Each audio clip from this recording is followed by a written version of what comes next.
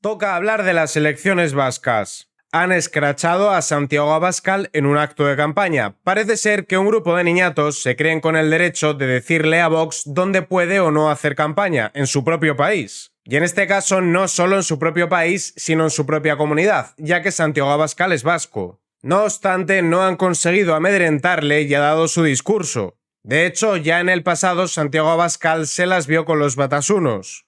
Sí ha habido, no obstante, una pequeña diferencia, y es que ahora políticos del PSOE han celebrado este escrache. No de Podemos, no de Bildu, no de Sumar, del PSOE. Ya se han quitado las caretas. Veremos eso, veremos qué preocupa a los vascos de cara a estas elecciones, escucharemos a Santiago Abascal, pero una pequeña reflexión. Curiosamente, los medios de comunicación han decidido no tener en cuenta este escrache, no ha pasado. Ya sabéis que en este país lo que no se ve no existe. Y han decidido todos que era más importante escribir artículos y artículos de la boda de Almeida.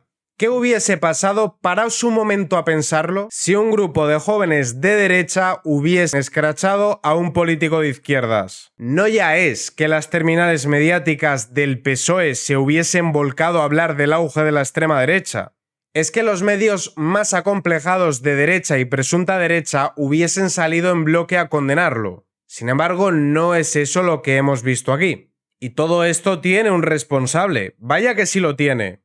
Pedro Sánchez agita los gobiernos de coalición reaccionarios de Partido Popular y Vox para revitalizar al PSOE en las elecciones vascas. Reclama a los votantes que apoyaron a los socialistas en las generales de 2023 que respalden a Eneko como lehendakari. ¿Qué pasa si tú, para criminalizar y demonizar a tu rival político, al adversario, le acusas de ser fascista, retrógrado, reaccionario, ultra, extremista? Pues yo os diré lo que pasa. Que ya no estás atacando a un ciudadano con unas ideas diferentes a las tuyas, estás parándole los pies a un malvado dictador que quiere acabar con todos los derechos. Esto es lo que pasa cuando demonizas a todo el que no piensa como tú, que es justamente lo que estaban haciendo desde Podemos y Sumar y ahora también desde el PSOE. Las imágenes que os voy a mostrar ahora tienen un responsable, el que ha instigado todo esto, Pedro Sánchez.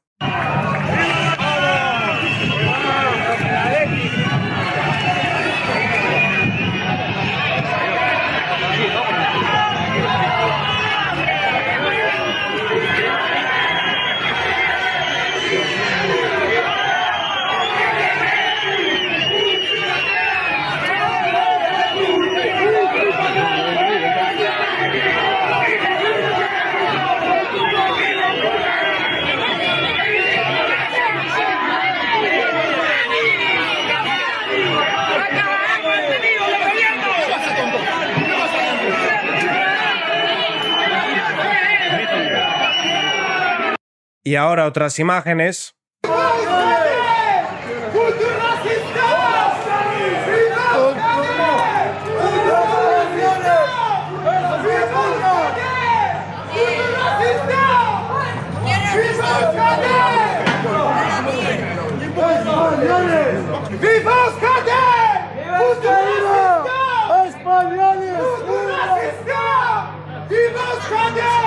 Los nuevos vascos. Esta persona que veis aquí es David Calvo, se define como socialista de convicción y afirma que no es lo mismo ser político que estar en la política.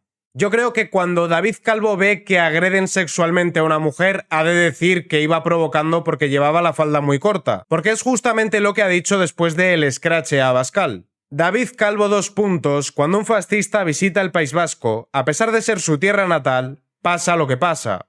Claro, iba provocando a Abascal, ¿a que sí? Vox va a hacer campaña donde tú digas. Pero claro, afirma abiertamente que está ante un fascista. Supongo que eso tendrá que demostrarlo. El fascismo, sensu stricto, es un movimiento político y social de Italia. Pero en un sentido más laxo, es la actitud autoritaria y antidemocrática que socialmente se considera relacionada con el fascismo. Creo yo que lo más parecido al fascismo que se ha conocido no ya en País Vasco sino en España eran aquellos que pegaban tiros por la nuca. Aquellos que supuestamente desaparecieron pero sin entregar las armas de su brazo militar y que su brazo político acabó en las instituciones. Pero también es bastante autoritario y antidemocrático llamar fascista a tu adversario y defender que le increpen para que no pueda expresarse. Muy defensores de la diversidad, menos de la diversidad de pensamiento. ¿Quieres ver un fascista, David Calvo? Aquí tienes un fascista, David Calvo. Tú eres el fascismo. Por su parte, el policía Samuel Vázquez, de Una policía para el siglo XXI, responde: si estuviésemos en la Alemania de 1933, todo el mundo sabe de qué lado estaría David, y también todo el mundo sabe que Santiago Abascal estaría enfrente. Y esto no coge por sorpresa a Santiago Abascal, porque él cuando era joven ya se las tuvo que ver contra ellos. En aquel entonces David Calvo estaba escondido. Bueno, ahora sigue escondido detrás de la pantalla de su móvil. ETA lo ha condenado a muerte. Es concejal por el Partido Popular en Llodio, Álava. No es su pueblo, pero tuvo que presentarse en las pasadas elecciones municipales porque su partido no encontraba candidatos para el cargo. Los problemas de Santi Abascal comenzaron cuando tenía 15 años y su padre, también concejal popular en Amurrio, empezó a ser perseguido. El pasado verano, los Abascal sufrieron una amarga experiencia. Sus caballos amanecieron un día pintados con insultos y siglas de ETA. Santi tiene 24 años y comparte clase con los que le amenazan. No, en algunas asambleas, pues, desde luego sí que hemos tenido confrontaciones dialécticas. Bueno, ellos normalmente, más que dialéctica, lo que hacen son prácticas mafiosas porque se dedican a amedrentar e intentar que se vote a mano alzada, ¿no? Pero nunca hemos tenido ningún enfrentamiento, entre otras cosas porque en clase no iban con capucha. Si llegan a ir con capucha, sin duda habríamos tenido algún enfrentamiento porque entonces serían muy valientes para hacer algo. Pero si van sin capucha, no son capaces de hacerlo. Así que no han conseguido su objetivo con el escrache y todo ha transcurrido tal y como estaba programado. Eso sí, ha servido para quitar caretas socialistas. Luego se les llena la boca hablando de tolerancia, integración, diversidad. El PSOE se plantea a sí mismo como una alternativa moderada a Podemos y Sumar. De moderados no tienen absolutamente nada. De hecho, la explicación de por qué Sumar no alcanzó el techo de Podemos es que parte de ese voto ha ido al PSOE, que ya es prácticamente indistinguible de sus socios de gobierno. Quieren hablar de uno de los principales problemas de los vascos, especialmente de los vascos de las ciudades, que es la inseguridad. No quieren hablar de los datos oficiales, de que han aumentado un 200% en el último año en el País Vasco las violaciones. No quieren hablar de estos datos, porque estos datos les señalan a ellos, les culpabilizan. Y esto es algo que preocupa a mucha gente que está por la calle, a mucha gente que pasa por aquí o que escucha de tapadillo y que dicen, pues estos son los únicos que están diciendo la verdad.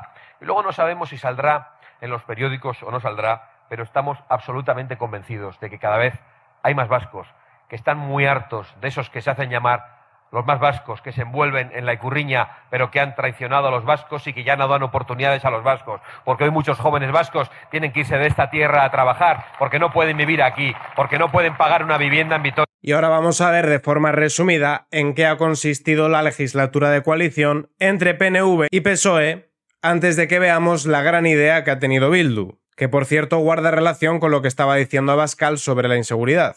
Imposición lingüística, temporalidad, largas listas de espera, el gobierno PNV-PSOE colapsa la sanidad vasca. La imposición del euskera impide que 2 menores vayan al colegio en País Vasco desde hace 2 meses. Euskadi batió su récord de criminalidad en 2023 con 105.800 infracciones penales. El paro aumenta en Euskadi en 3.450 personas. Ya son en total 111.229 desempleados. Y si veíamos que se había disparado la criminalidad, vais a alucinar con la gran propuesta de Bildu, es decir, Batasuna.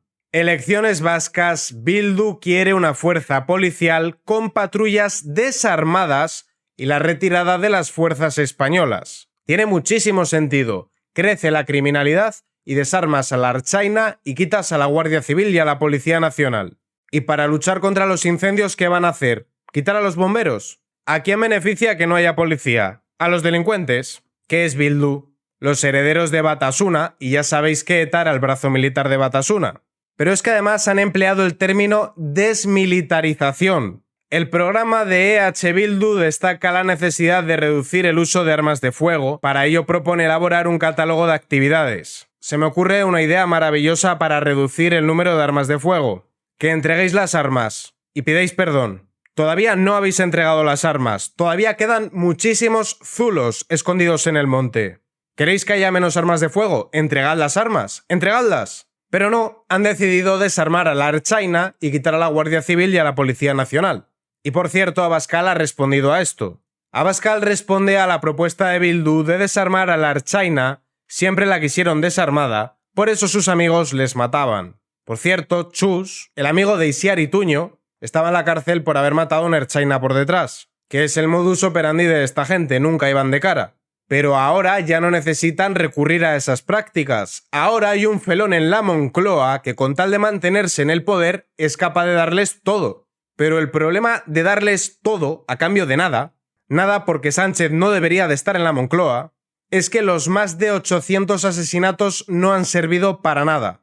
El no haber cedido en su momento no ha servido para nada. Los secuestros, el impuesto revolucionario, los chantajes, todo eso no sirvió para nada.